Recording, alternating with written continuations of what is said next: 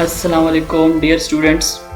आज के इस वीडियो लेक्चर में हम एल्डिहाइड एंड कीटोन की एक बहुत ही इम्पॉर्टेंट केमिकल रिएक्शन की स्टडी करने वाले हैं।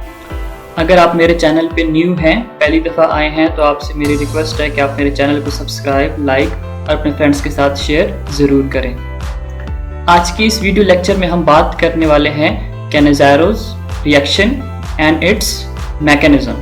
ठीक है, इस रिएक्शन में हम देखेंगे कि ये कैसे होता है, इसके अंदर रिएक्टेंट क्या होते हैं, इससे प्रोडक्ट्स क्या, फॉर्मेशन क्या होती है, और फिर इसका स्टेप वाइज मैकेनिज्म देखेंगे। स्टूडेंट्स, इसको कैनेज़ारो रिएक्शन ही क्यों बोलते हैं?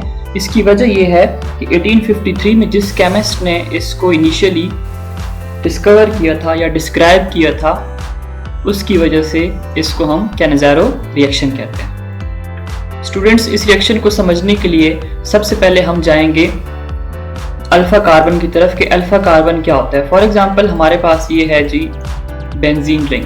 ठीक है, this is a benzene ring and if it is attached to the carbonyl compound. ठीक है, अब यहाँ पे इसके साथ हाइड्रोजन अटैच्ड है। सिमिलरली हम एक और स्ट्रक्चर अगर ड्रॉ करते हैं, जैसे हमारे पास ये बेंजीन रिंग है and it is attached with the carbonyl group and this carbonyl group is further attached with CH3 group. ठीक है, दिस इज मिथाइल ग्रुप। सो इसमें अगर आप देखो तो आपको पता है कि ये आपके पास है फंक्शनल ग्रुप। ठीक है, this act as a functional group. ये कार्बोनाइल ग्रुप जो है this is a functional group, और इसके साथ जो कार्बन लगा होता है this is known as alpha carbon. This is known as alpha carbon. और अल्फा कार्बन के ऊपर जो हाइड्रोजन एटम अटैच होते हैं, these hydrogen atoms are known as alpha hydrogen। ठीक है, these are known as alpha hydrogen। लेकिन अगर आप पहले वाले मॉलिक्यूल की बात करते हो तो इस पे देखें, this is कार्बोनाइल ग्रुप, और कार्बोनाइल ग्रुप जो है इसके साथ डायरेक्टली लिंक्ड क्या है, हाइड्रोजन एटम इसके साथ डायरेक्टली लिंक्ड है। तो इसको हम कहते हैं कि ये हमारे पास वो कंपाउंड है, वो ऑर्गेनिक कंपाउंड है जिसके साथ कोई भी अल्फा हाइड्रोजन मौजूद नहीं है। सो कैनेज़ारो रिएक्शन जो है ये उन मॉलिक्यूल्स के लिए है, उन ऑर्गेनिक मॉलिक्यूल्स के लिए है जिसके अंदर हमारे पास अल्फा हाइड्रोजन मौजूद नहीं होता, जिसके पास अल्फा हाइड्रोजन नहीं होता। इस रिएक्शन को हम डिसप्रोपोर्शनेट रिएक्शन भी कहते हैं, क्योंकि इसके अंदर हमारे पास सेल्फ ऑक्सीडेशन और रिडक्शन होती है। इसके अंदर हमारे पास एल्डिहाइड्स के दो मॉलिक्यूल्स इन्वॉल्व होते हैं। ठीक है, this is carbonyl functional group, और इसके दोनों साइड पे क्या अटैच्ड है, हाइड्रोजन एटम्स अटैच्ड हैं। So that is why it is known as aldehyde. इसमें एल्डिहाइड्स के दो मॉलिक्यूल्स इन्वॉल्व होते हैं, और ये रिएक्शन होता है किसकी प्रेजेंस में है, 50% सोडियम हाइड्रोक्साइड की प्रेजेंस में होता है। और सोडियम हाइड्रोक्साइड जो है in this reaction it act as a base. अब जब ये रिएक्शन होता है तो हमारे पास एक मॉलिक्यूल बनता है अल्कोहल का, और दूसरा हमारे पास सॉल्ट की फॉर्मेशन होती है। देखिए, इसमें हमारे पास दो मॉलिक्यूल्स इन्वॉल्व हैं एल्डिहाइड्स के। सो एक जो है वो कन्वर्ट हो जाता है अल्कोहल में, और दूसरा मॉलिक्यूल जो है that is converted into salt. एक मॉलिक्यूल ऑक्सीडाइज्ड हो जाता है और दूसरा मॉलिक्यूल जो हमारे पास है वो रिड्यूस्ड हो जाता है, और इसीलिए इसको हम कहते क्या है, डिसप्रोपोर्शनेट और सेल्फ ऑक्सीडेशन रिडक्शन रिएक्शन। और इसको जो है हम रूम टेम्परेचर पे कैरिड आउट करते हैं। ठीक है, this reaction is carried out at room temperature in the presence of 50% sodium hydroxide. याद रखें कि इसमें जो सोडियम हाइड्रोक्साइड बेस यूज हो रहा है, ये जब आयनाइज होता है, so after the ionisation of sodium hydroxide we get sodium ion and hydroxide ion. Now this hydroxide ion will act as a nucleophile in this reaction. Now this is the formaldehyde, और OH जो है this is a nucleophile. Now this nucleophile is going to attack the electrophilic carbon of the aldehyde. जैसे ही यहाँ पे attack करते हैं, so carbon ने 5 bond बना लेने हैं जो कि पॉसिबल नहीं है। So one of the pi bond will move toward the oxygen atom.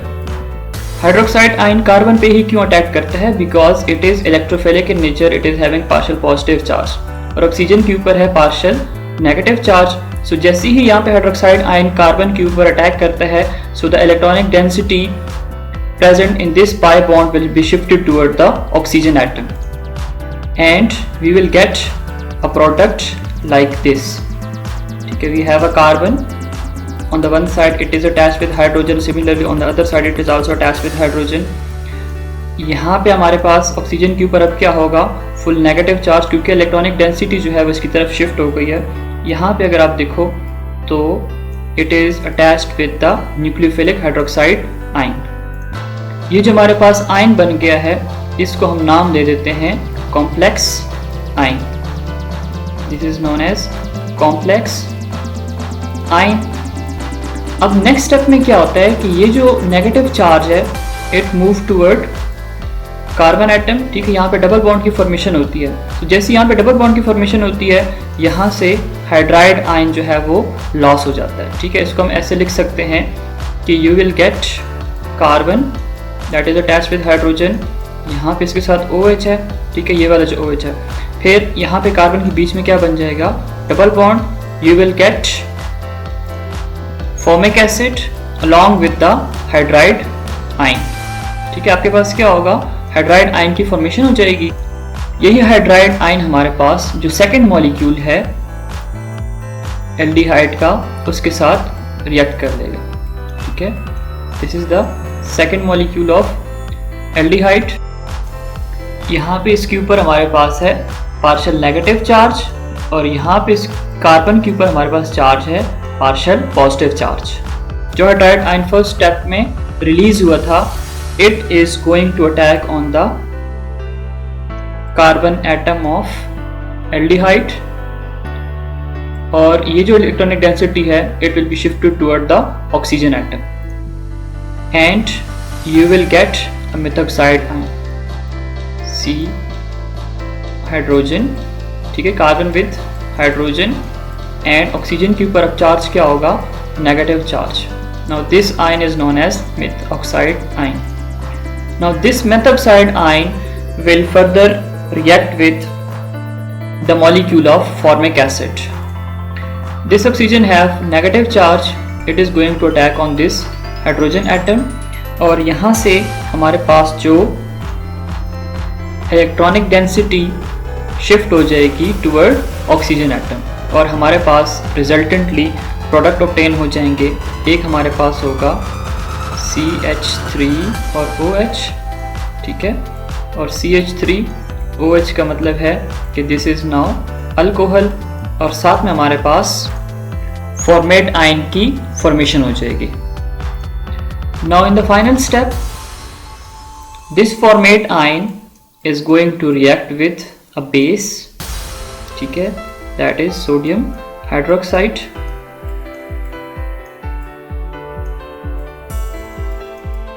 In sodium hydroxide, sodium have positive charge and oxygen have negative charge. Now this negative oxygen atom will attack on positively charged sodium ion and finally we will obtain our product.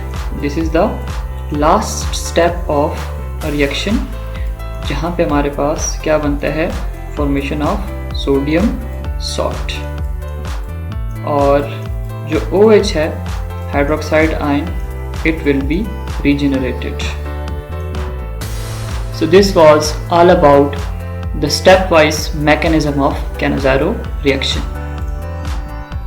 This reaction, ये reaction जो है इसको आप aliphatic hydrocarbon, इस reaction को हम aliphatic hydrocarbon के लिए भी पढ़ते हैं और एरोमेटिक हाइड्रोकार्बन के लिए भी पढ़ते हैं। दोनों का जो मैकेनिज्म है वो सेम है।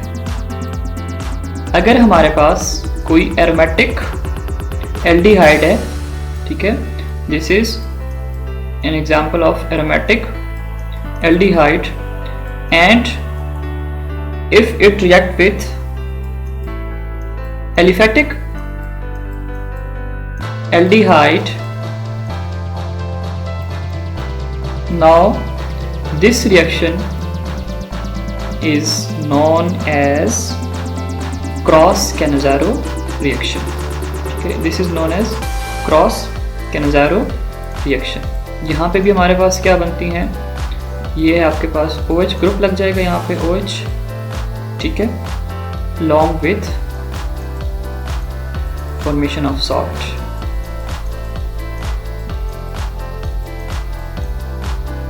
And this reaction is occur in the presence of concentrated sodium hydroxide। कि यहाँ पे आपने जो ऐड करना है, this is concentrated sodium hydroxide। This is cross Cannizaro's reaction।